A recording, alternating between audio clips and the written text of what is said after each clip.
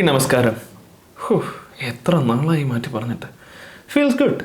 നമ്മുടെ കഴിഞ്ഞ വീഡിയോ 2020 എൻ്റെ 25ാമത് വീഡിയോ ആയിരുന്നു. അപ്പോൾ ഇത്രയും കുറഞ്ഞ നാളുകൊണ്ട് 25 വീഡിയോകൾ ചെയ്യാൻ സാധിച്ചത് നിങ്ങളുടെ എല്ലാവരുടെയും സ്നേഹം ഒന്നുകൊണ്ട് മാത്രമാണ്. Thank you. അപ്പോൾ നമ്മൾ തെലുങ്കിൽ ഒരു പടം ചെയ്തിട്ട് കുറേ കാലമായി. ഇന്ത്യൻ ആണെന്ന് തോന്നുന്നു അവസാനം ചെയ്തത്. അപ്പോൾ തിരിച്ച് വീണ്ടും വരുമ്പോഴത്തേക്കും അതിനേക്കാൾ കിടലായിട്ടുള്ളൊരു പടം കൊണ്ട് വരണമല്ലോ. അങ്ങനെ ചുമ്മാ തപ്പാതിരുന്നാൽ തന്നെ തെലുങ്ക് സിനിമ നമ്മളോട് ഇങ്ങോട്ട് കുറേ പേരുകൾ പറയും. പക്ഷേ ആ പേരുകളിനകത്ത് ഏറ്റവും ഉറക്കം മുഴങ്ങി കേൾക്കുന്ന പേര് നിതിൻ സാർ. സാറ് മൊത്തം കൂടെ 34 പടങ്ങൾ ചെയ്തിട്ടുണ്ട്. അതിനകത്ത് 22 എണ്ണവും ബോംബുകളായിരുന്നു. പടക്കങ്ങൾ എന്നും എൻ്റെ ഒരു വീക്ക്നെസ് ആയിരുന്നു. സാറാണ് തെലുങ്ക് സിനിമയിൽ ഇതിൻ്റെ റെക്കോർഡ് ഹോൾഡർ. ഒരു സമയത്ത് അടുപ്പിച്ച് 12 പടം വരെ പൊട്ടിച്ചിട്ടുണ്ട്. ഇപ്പോൾ ആ റെക്കോർഡ് തന്നെ പൊട്ടിക്കാനുള്ള ദീർഘമായ ശ്രമത്തിലാണെന്ന് തോന്നുന്നു. കാരണം ഇപ്പോൾ അടുപ്പിച്ചൊരു 7 പടം വരെ പൊട്ടിച്ചിട്ടുണ്ട്. അതിനകത്ത് ഒരെണ്ണം OTT ആയിരുന്നു. എന്നാലും പക്ഷേ കുറ്റം പറഞ്ഞുകൂടാ. പ്രിയ വാര്യർ ഉള്ളതുകൊണ്ടാണ് ചെക്ക് പൊട്ടിയതെന്നും, കീർത്തി സുരേഷ് ഉള്ളതുകൊണ്ടാണ് റെങ്ദേ പൊട്ടിയതെന്നും, കീർത്തി ഷെട്ടി ഉള്ളതുകൊണ്ടാണ് മാർച്ചേല നിയോജകവർഗം പൊട്ടിയതെന്നും, ശ്രീലീല ഉള്ളതുകൊണ്ടാണ് എക്സ്ട്രാ ഓർഡിനറി മാൻ പൊട്ടിയതെന്നും പറഞ്ഞ് അങ്ങനെ ലാസ്റ്റായിട്ട് ഹിറ്റായ ഭീഷ്മ എന്ന പടത്തിലെ നായികയെ റഷ്മികയും വെച്ച് സെയിം ടീമിനെ വെച്ച് ഒരു പടം അനൗൺസ് ചെയ്തു. പക്ഷേ സ്ക്രിപ്റ്റ് വായിച്ചു കഴിഞ്ഞപ്പോൾ റഷ്മിക എസ്കേപ്പ്, പിന്നെ ശ്രീലീല തന്നെ പിന്നെയും വന്നു. പിന്നെ ഒബ്വിയസ്ലി അറിയാമല്ലോ പടം. പിന്നെ തെലുങ്ക് സിനിമയിൽ ഇങ്ങനെ കുറേ വിശ്വാസങ്ങളുള്ള കാര്യം എല്ലാവർക്കും അറിയാമല്ലോ. പക്ഷേ നിതിൻ സാറിന് ഒരു പോയിന്റിൽ മനസ്സിലായി പ്രശ്നം നായികയുടെ അല്ലെന്ന്, അയാളുടെ സ്ക്രിപ്റ്റ് സെലക്ഷൻ്റെ ആണ്. അങ്ങനെ അങ്ങേരുടെ അടുത്ത് കഥ പറയാൻ വന്ന സംവിധായകനോട് അങ്ങനെ പറഞ്ഞു, നമുക്ക് ഇപ്പോഴത്തെ ജനറേഷൻ പിള്ളേർക്ക് വേണ്ടി ഒരു ത്രില്ലർ ചെയ്യാം, ഒരു വൺ നൈറ്റ് ത്രില്ലർ. ഏതാ മറ്റേ കൈദിയൊക്കെ പോലെ. പക്ഷേ ഈ കൈദി എന്നൊക്കെ പറയുമ്പോൾ ഒരു പ്രശ്നം എന്ന് വെച്ചാൽ റീമേക്ക് ചെയ്താൽ ഉറപ്പാണ്. അപ്പോൾ പിന്നെ എന്ത് ചെയ്യാം, കൈദിയുടെ ബ്ലൂ പ്രിന്റ് മാത്രം എടുത്തിട്ട് ക്രിഞ്ച് വാരി വെതറുക. ഞാൻ ജീവനോടെയുള്ള കാലം വരെ എൻ്റെ വീട്ടിലേക്ക് നിങ്ങൾ വന്നു പോകരുത്. ഞാനും ഒരിക്കലും ഈ വീട്ടിൽ വരില്ല. എനിക്ക് നിങ്ങളെ കാണണ്ട. അതായത് രമണ, കൈദിയുടെ കഥ എന്താണ്? വർഷങ്ങൾക്ക് ശേഷം മകളുമായി ഒന്നു ചേരാൻ ഒരു മിഷനിൽ പോകുന്ന ദില്ലി ഒറ്റ രാത്രിയിൽ നേരിടേണ്ടി വരുന്ന പ്രശ്നങ്ങളാണ് ആ പടത്തിന്റെ മെയിൻ കഥ. മകൾക്ക് വേണ്ടി ചെയ്യേണ്ട കാര്യങ്ങൾ ചെയ്യാതിരുന്നതിന്റെ കുറ്റബോധമാണ് അങ്ങേരെ ഡ്രൈവ് ചെയ്യുന്നത്. മിഷനിൽ പോകുമ്പോൾ അപ്പ കാട്ടിൽ വെച്ച് ഓരോ അറ്റാക്ക്, അതിനെയൊക്കെ എങ്ങനെ ഫേസ് ചെയ്യുന്നു എന്നതാണ് പടം. പിന്നെ വില്ലൻ നേരിട്ട് അറ്റാക്കിന് വരുന്നില്ല, അവർ തമ്മിൽ മുഖാമുഖം കാണുന്നത് തന്നെ പടത്തിന്റെ തുടക്കത്തിലാണ്. ഇനി നിതിൻ സാറിന്റെ ലോ ബജറ്റ് കൈദിയിലേക്ക് വന്നു കഴിഞ്ഞാൽ സെയിം വൺ നൈറ്റ് ത്രില്ലർ പരിപാടിയാണ്. അവിടെ മകളാണെങ്കിൽ ഇവിടെ ചേച്ചിയുമായി വർഷങ്ങൾക്ക് ശേഷം ഒന്നു ചേരാനുള്ള ആഗ്രഹമാണ് നായകന്. ചേച്ചിയോട് ഒരു തെറ്റ് ചെയ്തു എന്ന കുറ്റബോധമാണ് അയാളെ നയിക്കുന്നത്. പിന്നെ സെയിം ഫുൾ കാട്ടിലാണ് പടം. അപ്പോൾ ഓരോ അറ്റാക്ക്, അതിനെയൊക്കെ നേരിടല്. പിന്നെ വില്ലൻ നേരിട്ട് അടിക്ക് വരുന്നേ ഇല്ല, അയാളും നായകനും തമ്മിൽ കാണുന്നത് പടത്തിന്റെ അവസാനത്തിൽ മാത്രം. പിന്നെ കൈദിയിലുള്ള പോലെ അപ്പോൾ ഒരു ഫോൺ കമ്മ്യൂണിക്കേഷൻ പരിപാടിയൊക്കെ ഉണ്ട്. ഇൻസ്പയർഡ് ആവുന്നതല്ല പ്രശ്നം. പക്ഷെ കൈദി പോലൊരു പടം എടുത്തിട്ട് ഒരുമാതിരി കത്തി പടം എടുത്ത് വെക്കുന്നതിലാണ് പ്രശ്നം. അത് ഒരുമാതിരി മൊടയാണ്.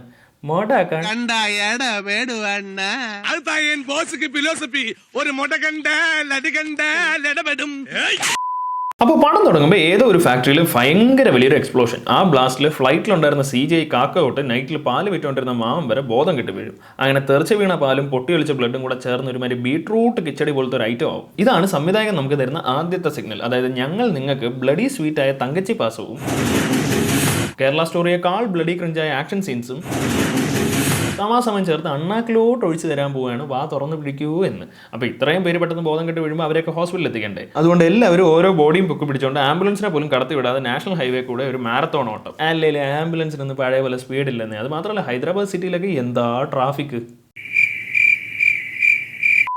അപ്പോൾ ആ ഫാക്ടറിയിലെ എക്സ്പ്ലോഷനിൽ കുറേ പേര് മരിച്ചു. ഇതിവിടെ നടക്കുമ്പോൾ ഒരു മന്ത്രി ആ ഫാക്ടറിയുടെ ഓണറിനെ കാണാൻ പോവുകയാണ്.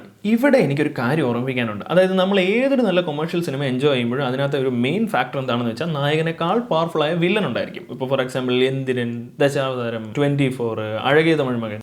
ഊതിയതല്ലേ, കാറ്റടിച്ചപ്പോ മനസ്സിലായില്ലേ? എന്നാ ഗോട്ട്. അപ്പോൾ ഞാൻ പറഞ്ഞു വന്നതെന്ന് വെച്ചാൽ വില്ലൻ നായകനേക്കാൾ പവർഫുൾ ആയിരിക്കണമെന്ന്. അതേപോലെ തന്നെയാണ് ഈ പടത്തിലും.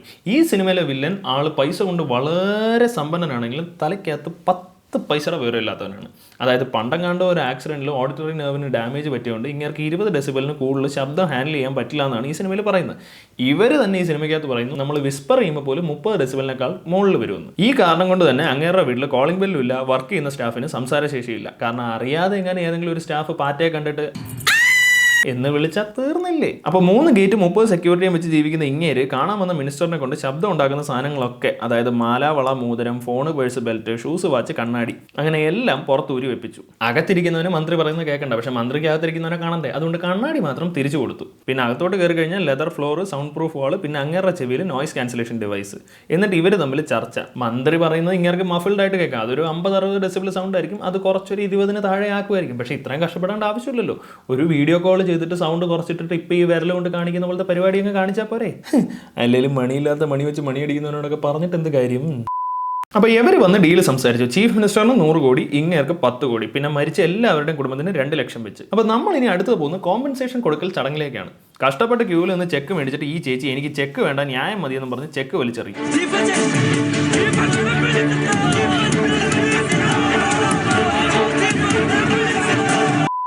ഈ മാസ് മാഡ്നസ് കണ്ടിട്ട് വില്ലന്റെ സിംഗടി നിങ്ങൾക്ക് ന്യായം തരാൻ ആരും വരില്ല എന്ന് പറയുമ്പോൾ ഒരു KGF കളവൻ എഴുന്നേറ്റ് എന്ന് പറയും ഞങ്ങളെ രക്ഷിക്കാൻ ഒരു അർജുനൻ വരുമെന്ന്. പുരാണത്തിൽ ഇത്രയും കഥാപാത്രങ്ങൾ ഉണ്ടായിട്ട് ഈ കളവൻ എന്തുകൊണ്ട് അർജുനൻ എന്ന് തന്നെ പറഞ്ഞു എന്ന് ചോദിച്ചാൽ നമ്മുടെ നായകൻ ഒരു അമ്പെയ്യൽ സ്പെഷ്യലിസ്റ്റ് ആണ്. നായകൻ അമ്പ ചെയ്യുന്നത് കണ്ട് നെട്ടിത്തെറിച്ച മാസ്റ്റർ വന്ന് അവനോട് ചോദിക്കും എന്താണ് നിന്റെ എയിം എന്ന്. അണ്ണൻ പറയും വേൾഡ് ചാമ്പ്യൻഷിപ്പിൽ ഗോൾഡ് അടിക്കണമെന്ന്. അപ്പൊ മാസ്റ്റർ വളരെ മാന്യമായിട്ട് പറയും മര്യാദയ്ക്ക് ഒരു ബുൾസൈ പോലും അടിക്കാൻ പറ്റാത്ത നീ ഗോൾഡ് മെഡൽ പോയിട്ട് പിച്ചള മെഡൽ പോലും അടിക്കില്ല എന്ന്. ഇത് കേട്ടപ്പോൾ നായകന് ദേഷ്യം വന്നു. നിന്റെ തലയ്ക്കകത്ത് ഏതോ നട്ട് ലൂസാണ്, അത് ആദ്യം ശരിയാക്കുക, എന്നിട്ടുണ്ടാക്കുക നിലയും വിലയും. അപ്പോൾ ബ്ലോക്ക് എവിടെയാണെന്ന് ആലോചിച്ച് വിദൂരതയിലോട്ട് നോക്കിയിരിക്കുന്ന നായകന്റെ തൊട്ടടുത്ത ബ്ലോക്കില്ലാത്ത കലാകാരന്മാർക്ക് ലോകത്തിന് മുന്നിൽ വരാൻ അവസരമൊരുക്കുന്ന ഒരു ആപ്പ് ഡെവലപ്പ് ചെയ്തതിന്റെ ആഘോഷത്തിലാണ് അങ്ങേരുടെ തോഴി. ഇങ്ങനെ ഒരു ആപ്പ് ഉണ്ടാക്കാൻ കാരണം എന്താണെന്ന് ചോദിച്ചപ്പോൾ പണ്ട് അനാഥയായിരുന്ന എനിക്ക് നായകന്റെ അച്ഛൻ ഒരു ഓപ്പർച്യൂണിറ്റി തന്നു, അതുകൊണ്ട് ഇപ്പൊ ഞാൻ ലോകത്തിനൊരു ഓപ്പർച്യൂണിറ്റി കൊടുക്കുന്നു. അപ്പോൾ അവിടേക്ക് ആഘോഷത്തിൽ പങ്കുചേരാൻ വന്ന അർജുൻ സാർ മൂഡ് ഓഫ് ആയിട്ടിരിക്കുന്ന കണ്ടിട്ട് തോഴി പറയും കോൺസെൻട്രേറ്റ് ചെയ്യാൻ. അങ്ങനെ നമ്മുടെ ഹീറോ സാർ ഓട്ടുപുരയിൽ ബുദ്ധന്റെ മുന്നിലും ആരുമില്ലാത്ത സ്റ്റേഡിയത്തിന്റെ സ്റ്റെപ്പിന്റെ മുകളിലും മരത്തിന് കീഴിലും വെള്ളത്തിനടിയിലും ഒക്കെ ഇരുന്നെങ്കിൽ ധ്യാനം. പക്ഷെ മയിൽപ്പീലി അല്ലാതെ ഒരു തേങ്ങയെ അങ്ങേര് കാണുന്നില്ല. എന്നാലും വീണ്ടും ചെന്നൊരു 10 അമ്പ് വിട്ടു നോക്കും. ഇത്രയും ശ്രമിച്ചിട്ടും കൊള്ളുന്നില്ലെങ്കിൽ ഇനി ആ ബോർഡിന്റെ പ്രശ്നമായിരിക്കുമോ? അല്ല, അമ്പ ഇത് കൊള്ളിക്കാനല്ലേ പാടുള്ളൂ, ഇടിച്ച് നടുക്ക് പൊളിച്ചെടുക്കാമല്ലോ. എന്തായാലും ഇവിടുന്ന് നേരെ ബൈക്കും എടുത്ത് റോഡിൽ കൂടെ പോകുമ്പോൾ അലുമിനിയം ഷീറ്റ് ആമാശത്തേക്ക് കയറാതിരിക്കാനായിട്ട് വണ്ടി ഒന്ന് വെട്ടിക്കും. ബോധം വന്നപ്പോൾ അങ്ങേര് ഹോസ്പിറ്റലിൽ അങ്ങേരുടെ കയ്യിലാണെങ്കിൽ ഒരു സ്ലിങ് ഇട്ടിരിക്കുന്നു. ഇനി നിങ്ങൾക്ക് ആക്സിഡന്റ് കാണണോ? കാണും. 20 അടി പൊക്കത്തിൽ നിന്ന് ലോറിയുടെ പുറത്തോട്ട് മുതുകിടിച്ചൊരു വീഴൽ, എന്നിട്ട് അതേ ഫോഴ്സിൽ തന്നെ കഴുത്തലിന് ഒരു ഇടി, പിന്നെ അവിടെ നിന്ന് ഒരു 8 അടി താഴ്ചയിലോട്ട് കൈ ഇടിച്ചൊരു വീഴൽ. നോർമലി ഇങ്ങനെ വരേണ്ടവൻ പടം ത്രൂ ഔട്ട് ഇങ്ങനെയാണ് വരുന്നത്. എന്തായാലും ഹോസ്പിറ്റലിൽ കിടന്നപ്പോഴാണ് നായകന് കളഞ്ഞു പോയ നട്ട് ഓർമ്മ വന്നത്. അതായത് പണ്ടങ്ങാണ്ട് അങ്ങേരുടെ ചേച്ചി കാമുവിന് കൊടുക്കാൻ അവന്റെ കയ്യിൽ കൊടുത്തുവിട്ട കത്ത് യമൻ പേടിച്ചിട്ട് തന്തയെ കാണിക്കും. ഇത് കണ്ട തന്ത ചേച്ചിയെ വേറെ കെട്ടിക്കും. ആ ദിവസം ചത്താലി ഇനി ഇവരുടെ മുഖത്ത് നോക്കില്ലെന്ന് ശബ്ദം ചെയ്തിട്ടാണ് ചേച്ചി ഹണിമൂണിന് പോയത്. ഇതാണ് ഇവന്റെ ലൂസായ നട്ട്. അപ്പോൾ ഇനി ഈ നട്ട് മുറുക്കാനുള്ള നായകൻ്റെ യാത്രയാണ് ബാക്കി പടം. പക്ഷേ നട്ട് കയ്യിൽ കിട്ടിയാലല്ലേ മുറുക്കാൻ പറ്റൂ. അപ്പോൾ നട്ട് എവിടെ നിന്ന് കിട്ടും? So simple. ഊഹാബോധത്തിൽ ഏതെങ്കിലും ഒരു പഴയ അഡ്രസ്സ് തപ്പിപ്പിടിച്ച് വീടിൻ്റെ ഫ്രണ്ടിൽ ചെന്നിട്ട് അവിടെ ഇസ്തിരി ഇടുന്നവനോട് ചോദിച്ചു കഴിഞ്ഞാൽ അവൻ കാണിച്ചു തരില്ലേ ഫാമിലി സെൽഫി.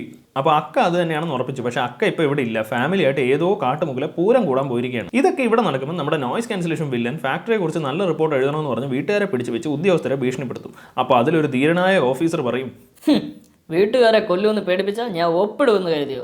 ഇല്ല. വല്ല കാര്യമുണ്ടോ? ഇതിനേക്കാൾ കോമഡി എന്താണെന്ന് വെച്ച് കഴിഞ്ഞാൽ ആൾ മരിച്ചപ്പോൾ യവൻ കടന്ന് കാറി. അത് കേട്ടിട്ട് നോയ്സ് ക്യാൻസലേഷൻ ബില്ലിന് ഭയങ്കര ഇറിറ്റേഷനായി. അത് സഹിക്കാൻ വയ്യാതെ അങ്ങേര് തന്നെ കാറി. അത് വീണ്ടും ഇറിറ്റേഷനായി. ഇതൊക്കെ ആരാടെ എഴുതി വിടുന്നത്? ആരുടെയെങ്കിലും കണ്ണിൽ മുന്നിൽ വെച്ച് അവർക്ക് വേണ്ടപ്പെട്ടവരെ കൊന്നു കഴിഞ്ഞാൽ okay cool, കൊന്നല്ലേ, good for you എന്ന് പറയൂ? അതോ അങ്ങനെ പറയുമെന്ന് വിചാരിച്ചാണോ ഈ ചെവിക്ക് ഇത്രയും പ്രശ്നമുള്ളവൻ്റെ ഫ്രണ്ടിൽ കൊണ്ടുവന്ന് ഇമാതിരി പരിപാടികളൊക്കെ കാണിക്കുന്നത്? എന്ന് വെച്ചാൽ അങ്ങ് വെറൈറ്റി. അപ്പോൾ പക്ഷേ കമ്മിറ്റി അംഗങ്ങൾ മാത്രം സൈൻ ചെയ്താൽ പോരാ, അവരുടെ എക്സ്പേർട്ട് കൂടി സൈൻ ചെയ്യണം. ഈ പെണ്ണുമ്പിള്ളയാണെങ്കിൽ അവരുടെ എക്സ്പേർട്ട് മെമ്പറിനെ കുറിച്ച് വൻ ബിൽഡപ്പ്. എവിടെ അവര്? വിളിക്കാലോ, പക്ഷെ ആ വിശ്വരൂപം കണ്ട് ഞെട്ടരുത്. അതേതാടാ ആ അവതാരം? അവതാരപ്പിറവികളുടെ മുഴുവൻ രൗദ്രഭാവം ആവാഹിച്ച ഈ മൂർത്തിക്ക് ഇപ്പൊ പേര് നരസിംഹ എന്നാണ്.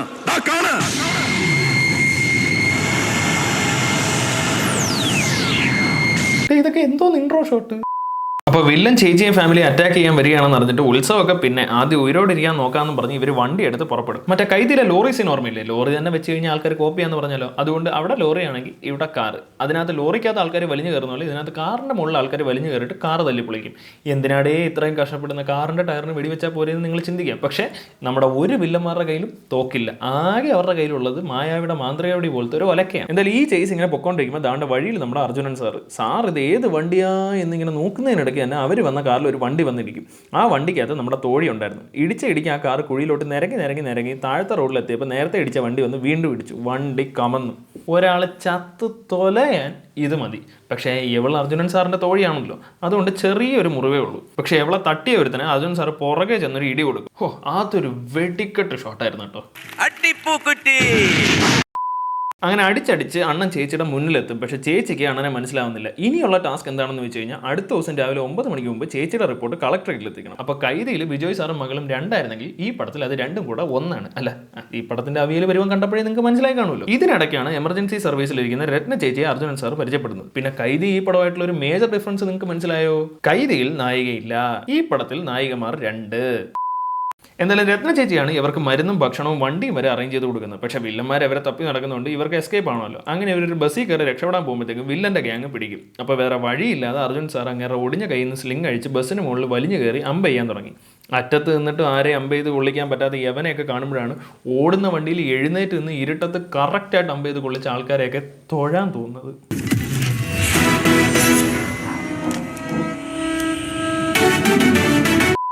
അമ്പ ചെയ്ത് ബുൾസൈ കൊള്ളിക്കാൻ പറ്റില്ലെന്നല്ലേ ഉള്ളൂ, കുന്തം വെച്ച് കുത്താലോ.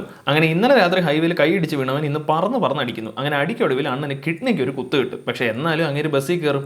ഈ സമയം ആയപ്പോഴേക്കും കുടുംബം മുഴുവൻ ചേച്ചിക്കെതിരെ തിരിഞ്ഞു. അങ്ങനെ ചേച്ചി മിഷൻ ഓൾമോസ്റ്റ് ഡ്രോപ്പ് ചെയ്യാന്നുള്ള മൈൻഡിലെത്തി. പക്ഷേ അർജുനൻ സാർ അതിന് സമ്മതിച്ചില്ല. അർജുനൻ സാർ പറയും അങ്ങേര് ചേച്ചിയെ പ്രൊട്ടക്ട് ചെയ്യുമെന്ന്. ഇത്രയും നേരമായിട്ട് ചേച്ചിയെ പിടിക്കാൻ പറ്റാത്തതുകൊണ്ട് വില്ലൻ ഒരു സംഭവം അങ്ങ് അനൗൺസ് ചെയ്യും. അതായത് ആ കുടുംബത്തിനെ മൊത്തം കൊല്ലാനായിട്ട് ഒരു ബൗണ്ടി, അവരുടെ തല കൊണ്ടുവരുന്നവർക്ക്.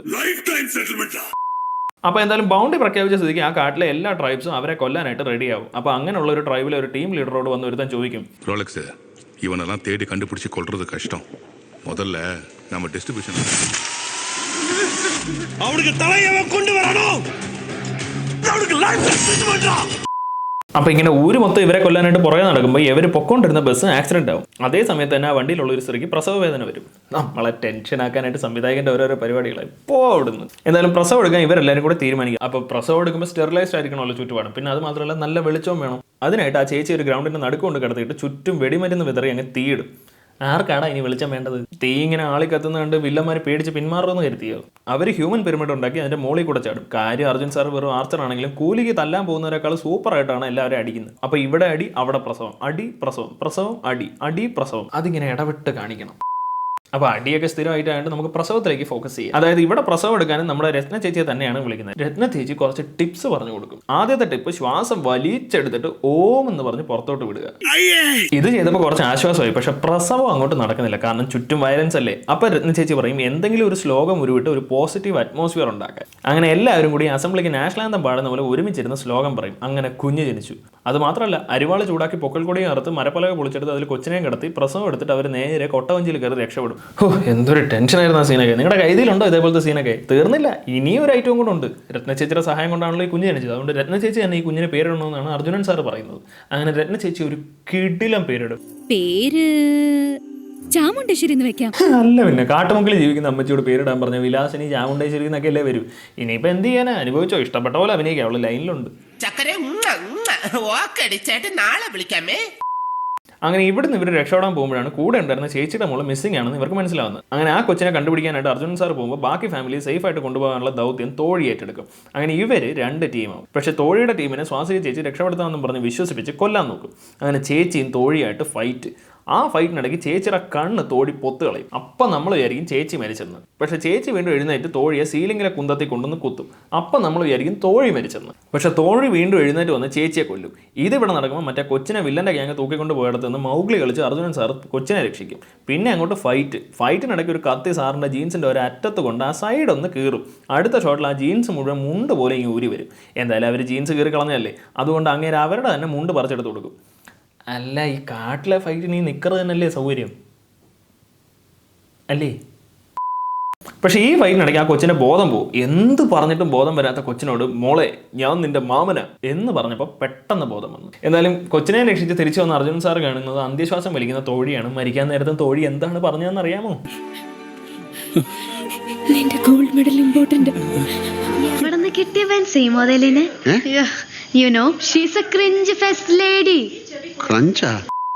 ഇനി ഇത്രയും തന്നെ കൈതി കോപ്പി അടിച്ച ഒരു പരിവായി. അപ്പോൾ ഇനി അങ്ങോട്ട് മഗധീര കോപ്പി അടിക്കാമെന്ന് തീരുമാനിച്ച് ഉറപ്പിച്ചിട്ടാണ് സംവിധായകൻ സാർ അടുത്ത സീൻ വെച്ചിരിക്കുന്നത്. അതായത് ഇവർ മരിച്ച തോഴിയെ കുഴിച്ചിട്ടിട്ട് ഇങ്ങനെ കുതിരപ്പുറത്ത് പൊക്കോണ്ടിരിക്കുമ്പോൾ പെട്ടെന്ന് വില്ലന്മാർ കുഴിച്ചിട്ടിരുന്ന മൈൻ പൊട്ടും. ആ ബ്ലാസ്റ്റിൽ ആർക്കും പ്രത്യേകിച്ചൊന്നും പറ്റിയില്ല. പക്ഷെ കൊച്ചു തെറിച്ചെന്ന് അപ്പുറത്തും വീഴും, കുതിരയുടെ ഒരു കാലും പോകും. ആ കുഞ്ഞിനെ രക്ഷിക്കാനായിട്ട് അർജുനൻ സാറ് കൊക്കയുടെ പക്കത്ത് മുളച്ച് നിന്ന കൊമ്പിൽ ചവിട്ടി ഒരു ചാട്ടം. അപ്പോൾ പക്ഷെ തന്റെ വില്ലൻ ഇങ്ങനെ നടന്നെത്താറായി. അപ്പോൾ അടുത്തത് നമ്മുടെ ചേച്ചിയുടെ മാസ സീൻ. ചേച്ചി സാരിയൊക്കെ പിടിച്ച് കുത്തി നെഞ്ചും വിരിച്ച് വില്ലന്റെ നേരെ ഒരു പോക്ക്. ചെവിയും കട്ടൂടാ കണ്ണും കണ്ടൂടാ ശിവനെ ഇത് യാത് ജില്ല. അപ്പൊ രണ്ടടിക്ക് ശേഷം വില്ലൻ ചേച്ചിയെ കത്തിയെടുത്ത് കുത്തും. അപ്പൊ രക്ഷിക്കാനായിട്ട് അർജുൻ സാറിന് മൈലുകൾ ക്രോസ് ചെയ്ത് വരണം. അതിന് നമ്മൾ എല്ലാവരും കൂടി ചേർന്ന് മുളവടി എന്ന് പറയണം. എല്ലാവരും എൻ്റെ കൂടെ ചേർന്ന് പറയൂ, മുളവടി മുളവടി.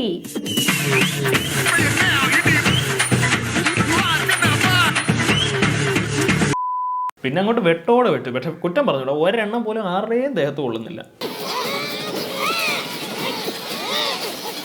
അണ്ണാ എങ്ങനെയെങ്കിലും രക്ഷപ്പെടണ്ണ. അണ്ണൻ അവിടുന്ന് രക്ഷപ്പെട്ട് പറന്ന് എന്ന് വില്ലനെ അടിച്ചിടും. ദാ വീണ്ടും അണ്ണാ എങ്ങനെയെങ്കിലും രക്ഷപ്പെട്. എന്തായാലും ആ വണ്ടി നേരെ ചെന്ന് മൈനിലടിച്ച് പൊട്ടിത്തെറിക്കും. അങ്ങനെ അവരവിടുന്ന് രക്ഷപ്പെടാൻ പോകുമ്പോഴാണ് വില്ലൻ ചേച്ചിയും ഭർത്താവിനെ പിടിച്ചു വെച്ചിരിക്കുകയാണെന്ന് മനസ്സിലാവുന്നത്. ഈ പൊട്ടിത്തെറി കാരണം അവിടെ ഒടുക്കത്ത പോഹ. അതിനിടയ്ക്ക് ഒരു പുല്ലും കാണാൻ വയ്യ. പക്ഷേ എന്നാലും അവരെ രക്ഷിക്കാനായിട്ട് അർജുനൻ സാർ അദ്ദേഹത്തിൻ്റെ കഴിവ് പുറത്തെടുക്കും. മര്യാദയ്ക്ക് നിന്നിട്ട് ബുൾസൈ അടിക്കാൻ പറ്റാത്ത അണ്ണൻ ഓടുന്ന കുതിരയുടെ പുറത്തിരുന്ന് അമ്മാതിരി പുഹയുടെ ഇടയ്ക്കൂടെ വില്ലൻ്റെ അയ്യിൽ കറക്റ്റായിട്ട് കൊള്ളിക്കും. അതും ഇരുന്നോണ്ടൊന്ന് ചാടി മിഡ് എയറിൽ നിന്ന് രണ്ടാമത്തേത്. അങ്ങനെ നേരം വെളുത്തു. ആ വില്ലനെ കൊന്നിട്ട് പോകാമെന്ന് വെച്ചപ്പോൾ ദാണ്ട അടുത്ത വില്ലൻ വരുന്നു. ഇതിനൊരു അവസാനം ഇല്ലേടേ. പക്ഷെ അപ്പോഴേക്കും രത്ന ചേച്ചി കുതിരപ്പുറത്ത് വന്ന് അവനെ അങ്ങ് കൊല്ലും. എന്തായാലും കിഴക്കിൽ നിന്ന് സൂര്യ വെളിച്ചം അടിച്ചു കഴിഞ്ഞാൽ ആ സൈഡിലോട്ട് തന്നെ നേരിൽ വരുന്ന ഒരു അത്ഭുത കുതിര ചേച്ചിക്ക് ഉള്ളതുകൊണ്ട് ഇവരെ രക്ഷിക്കാനായിട്ട് കറക്റ്റ് സമയത്തിന് എത്താൻ പറ്റി. അങ്ങനെ ഇവിടെ നിന്നൊക്കെ രക്ഷപ്പെട്ടിട്ട് അർജുൻ സാർ നേരെ വില്ലൻ്റെ വീട്ടിലോട്ട് ലോറി ഓടിച്ച് ചെന്ന് അങ്ങേരെയും തൂക്കി ചേച്ചിയും കൊണ്ട് കളക്ടറേറ്റ് കൊണ്ട് ചെല്ലും. വില്ലനെ കൈ കിട്ടിയത് അവനെ പിടിച്ചു നിർത്തി പാട്ട കൊട്ടി എല്ലാവരും കൂടി അങ്ങേരെ കൊല്ലും. എന്തായാലും കൊലപാതകം കണ്ട കമ്മീഷണറോട് SI ചോദിക്കും മരണകാരണം എന്തെഴുതണമെന്ന്. സത്യം എഴുതിയേക്ക് എന്ന് വെച്ചാൽ എന്തുവാടേ. എന്തായാലും ഫയൽ സബ്മിറ്റ് ചെയ്തു. ചേച്ചി അനിയനും ഒന്നിക്കുന്നു. പോകാൻ വരട്ടെ ഇനിയുണ്ട്. നമ്മുടെ അർജുൻ സാർ ചാമ്പ്യൻഷിപ്പിൽ പോയി ഗോൾഡ് അടിച്ചു. എന്നിട്ട് ആ ഗോൾഡ് കൊണ്ടുവന്ന് തോഴിയുടെ മണ്ണറയിൽ വെച്ചു. എന്നിട്ട് രത്ന ചേച്ചിയോട് ജൽസ അടിക്കാൻ പോയി. കഴിഞ്ഞ വീഡിയോയിൽ ദർശൻ സാറിന് ഇമ്പോർട്ടൻസ് കുറഞ്ഞു പോയെന്നാണ് ഫാൻസിൻ്റെ ഒക്കെ ഒരു അഭിപ്രായം. ഫാൻസ് എന്ന് പറഞ്ഞാൽ അറിയാമല്ലോ നമ്മളെല്ലാവരും. പക്ഷേ ഞാൻ എന്ത് ചെയ്യാനാണ്, അത് അമ്മാതിരി ഒരു പടമായിരുന്നു. ഞാനത് ചെയ്യേണ്ടെന്ന് കല് പിടിച്ച് പറഞ്ഞതാണ്. പക്ഷേ നമ്മൾ ചെയ്യേണ്ടി വന്നു, അത് ചെയ്തു പോട്ടെ. പക്ഷേ അതിന് പരിഹാരമായിട്ട് അടുത്ത വീഡിയോയിൽ നമുക്കൊരു പ്രായശ്ചിത്തം ചെയ്താലോ?